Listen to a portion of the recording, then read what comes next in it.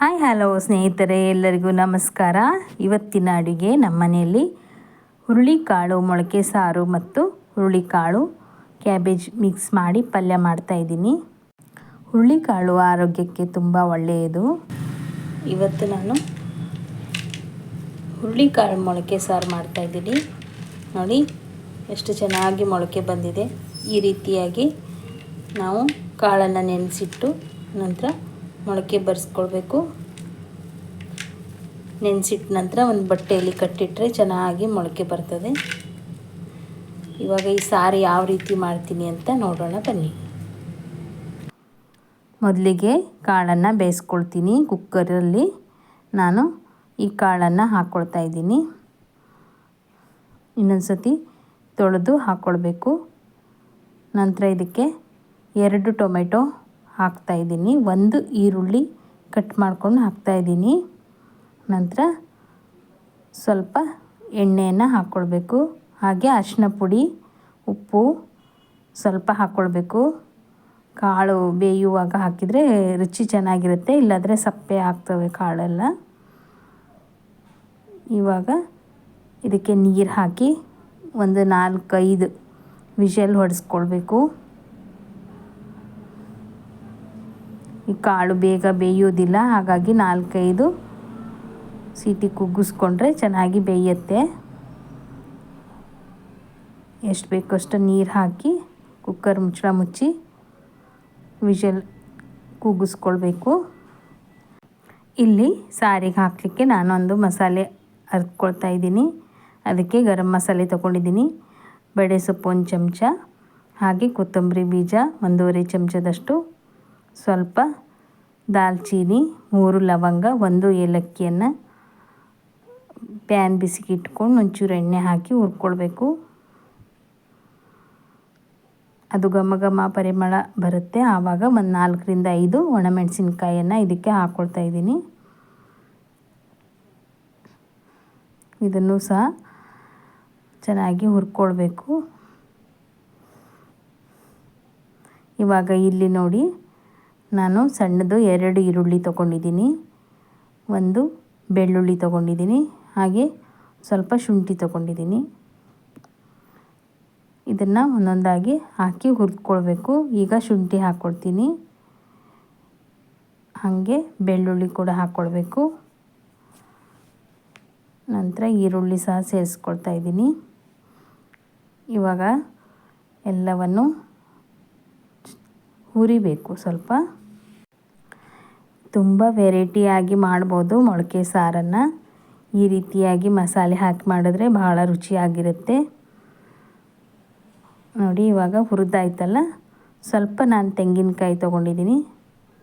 ಇದಕ್ಕೆ ತುಂಬ ಹಾಕ್ಕೊಳ್ಬಾರ್ದು.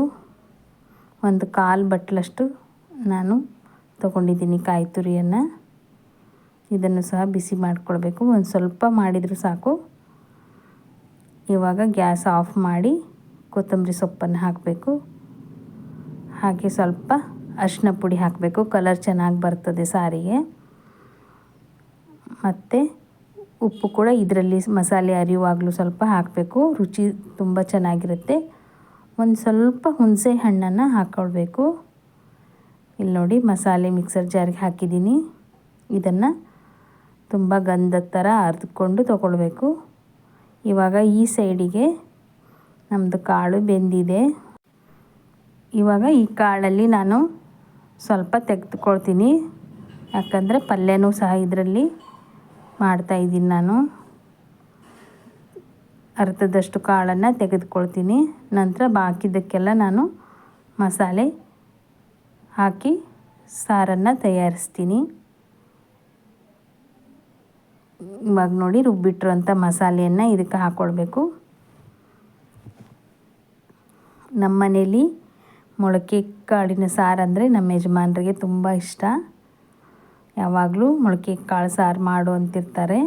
ಹಾಗಾಗಿ ನಾನು ವಾರದಲ್ಲಿ 1 ಸಲ ಆದರೂ ಈ ಸಾರನ್ನು ಮಾಡ್ತೀನಿ. ಇವಾಗ ನೋಡಿ ಎಷ್ಟು ಬೇಕೋ ಅಷ್ಟು ನಾವು ಹದ ಮಾಡ್ಕೊಳ್ಬೇಕು. ಬೇಕಿದ್ದರೆ ನೀರು ಹಾಕ್ಕೊಳ್ಬೇಕು. ನಾನಿಲ್ಲಿ ಇನ್ನೂ ಸಹ ನೀರು ಹಾಕ್ಕೊಳ್ತಾ ಇದ್ದೀನಿ. ದಪ್ಪ ಸಾರು ನಮ್ಮ ಯಜಮಾನರಿಗೆ ಇಷ್ಟ ಆಗೋದಿಲ್ಲ, ಹಾಗಾಗಿ ಸ್ವಲ್ಪ ನೀರು ಹಾಕ್ಕೊಳ್ತಾ ಇದ್ದೀನಿ. ಇವಾಗ ಮುಚ್ಚಳ ಮುಚ್ಚಿ ಬೇಯಿಸ್ಕೊಳ್ಬೇಕು.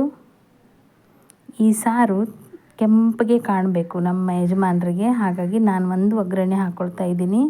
ಅದು ಯಾವ ರೀತಿ ಅಂತ ನೋಡಿ. ಸಾರು ರೆಡಿಯಾಗಿದೆ. ಇಲ್ಲಿ ಎಣ್ಣೆ ಕಾಯಿಸ್ಕೊಂಡಿದ್ದೀನಿ. ಇದಕ್ಕೆ ಸ್ವಲ್ಪ ಅಚ್ಚ ಖಾರದ ಪುಡಿಯನ್ನು ಹಾಕಿ ಈ ಸಾರಿಗೆ ಹಾಕಿದರೆ ಒಗ್ಗರಣೆನೂ ಆಯಿತು, ಕಲರು ಕೂಡ ತುಂಬ ಚೆನ್ನಾಗಿ ಬರ್ತದೆ. ಮತ್ತು ನಾವು ಮೊದಲಿಗೆ 4-5 ಮೆಣಸಿನ್ಕಾಯಿ ಹಾಕಿದ್ವಿ. ಜಾಸ್ತಿ ಖಾರ ಆಗಿರೋದಿಲ್ಲ, ಹಾಗಾಗಿ ಇದಕ್ಕೆ ಮತ್ತೆ ನಾನು ಖಾರದ ಪುಡಿ ಹಾಕಿ ಒಗ್ಗರಣೆ ಹಾಕ್ಕೊಂಡಿದ್ದೀನಿ. ನಂತರ ಕೊತ್ತಂಬರಿ ಸೊಪ್ಪನ್ನು ಇದಕ್ಕೆ ಹಾಕ್ಕೊಳ್ಬೇಕು. ಇವಾಗ ನೋಡಿ ಸೂಪರಾಗಿರುವಂಥ ಮೊಳಕೆ ಕಾಳಿನ ಸಾರು ರೆಡಿ ಆಯಿತು. ನೀವು ಕೂಡ ಮಾಡ್ಕೊಳ್ಳಿ, ಸೂಪರಾಗಿರುತ್ತೆ. ಮತ್ತು ನಾನು ಒಂದು ಪಾತ್ರೆ ಬಿಸಿ ಇಟ್ಕೊಂಡು ಎಣ್ಣೆ ಹಾಕ್ಕೊಳ್ತಾ ಇದ್ದೀನಿ. ಹಾಗೆ ಸ್ವಲ್ಪ ಸಾಸಿವೆ ಹಾಕ್ಕೊಳ್ಬೇಕು.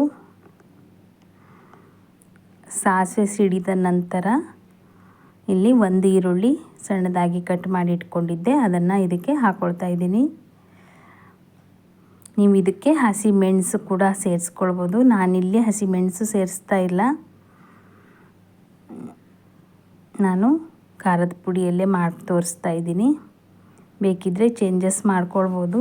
ಇವಾಗ ಕ್ಯಾಬೇಜನ್ನು ಕಟ್ ಮಾಡಿ ಇಟ್ಕೊಂಡಿದ್ದೆ, ಅದನ್ನು ಹಾಕ್ಕೊಳ್ತಾ ಇದ್ದೀನಿ. ಸ್ವಲ್ಪ ಖಾರದ ಪುಡಿ ಹಾಕ್ಕೊಳ್ಬೇಕು. ನಂತರ ರುಚಿಗೆ ತಕ್ಕಷ್ಟು ಉಪ್ಪು, ಹಾಗೆ ಸ್ವಲ್ಪ ಅರಿಶಿನ ಪುಡಿ ಹಾಕ್ಕೊಳ್ಬೇಕು. ಹಾಗೆ ಮನೆಯಲ್ಲಿ ಮಾಡಿಟ್ಟಿರೋಂಥ ಧನಿಯಾ ಪುಡಿ ಇರುತ್ತಲ್ವ, ಅದನ್ನು ಹಾಕ್ಕೊಳ್ಬೇಕು. ಬೇರೆ ಯಾವುದು ನೀವು ಉಪಯೋಗಿಸಿದ್ರೂ ಪರವಾಗಿಲ್ಲ, ಚೆನ್ನಾಗಿರುತ್ತೆ. ಇವಾಗ ಇದನ್ನು ಚೆನ್ನಾಗಿ ಮಿಕ್ಸ್ ಮಾಡಿಕೊಳ್ಬೇಕು ಒಗ್ಗರಣೆಯಲ್ಲಿ. ತುಂಬ ಚೆನ್ನಾಗಿತ್ತು ಪಲ್ಯ. ಮತ್ತು ಇದಕ್ಕೆ ಬೇಯಿಸಿಟ್ಟಿರುವಂಥ ಕಾಳನ್ನು ಸೇರಿಸ್ಕೊಳ್ತಾ ಇದ್ದೀನಿ. ಇಷ್ಟೇ ಈಸಿಯಾಗಿ ಪಟ್ ಅಂತ ಮಾಡ್ಬೋದು. ಇದಕ್ಕೆ ಗ್ರೀನ್ ಆಗಬೇಕು ಅಂದರೆ ನಾವು ಹಸಿರು ಮಸಾಲೆಯನ್ನು ಸಹ ಹಾಕ್ಕೊಳ್ಬೋದು. ಇದನ್ನು ನೀವು ಬೇರೆ ಮಸಾಲೆ ಹಾಕಿ ಕೂಡ ಮಾಡ್ಬೋದು, ಚೇಂಜಸ್ ಮಾಡ್ಕೊಳ್ಬೋದು. ನಾನು ಸಿಂಪಲ್ಲಾಗಿ ಸುಮ್ಮನೆ ಒಂದು ಒಗ್ಗರಣೆ ಮಾಡಿದ್ದೀನಿ.